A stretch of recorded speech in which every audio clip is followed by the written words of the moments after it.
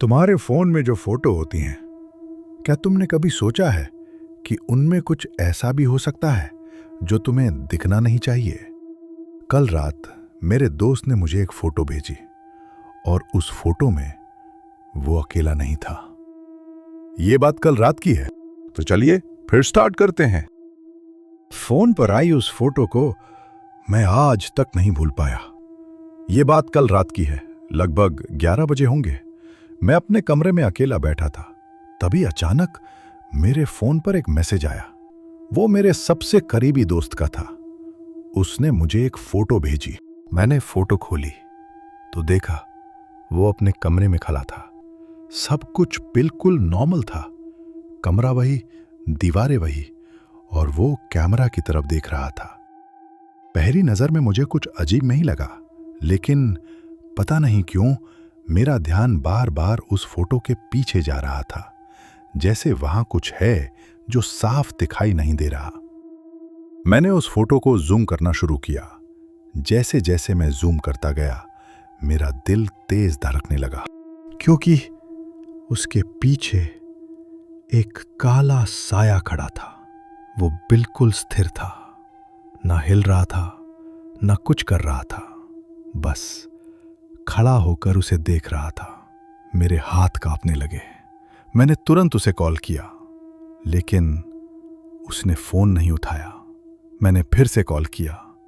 इस बार भी कोई जवाब नहीं। अब मुझे डर लगने लगा था।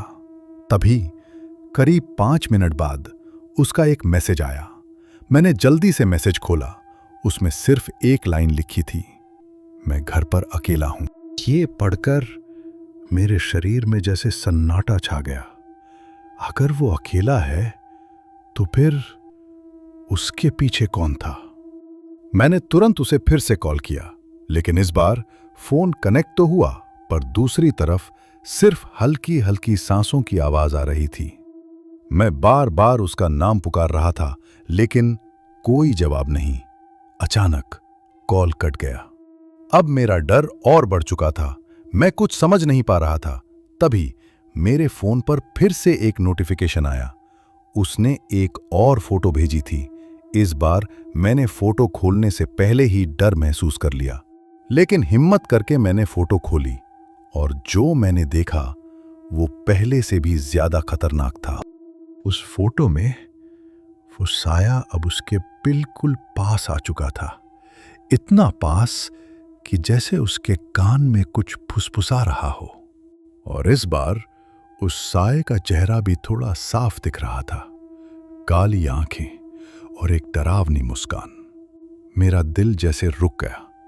मैंने तुरंत उसे फिर से कॉल किया, लेकिन इस बार फोन स्विच ऑफ आ रहा था। उस रात मैं बिल्कुल सो नहीं पाया। सुबह होते ही मैं उसके घर गया, लेकिन दरवाजा खुला हुआ था। मैं धीरे धीरे अंदर गया। पूरा घर खाली था। अजीब सी खामोशी थी, जैसे वहां कोई था ही नहीं।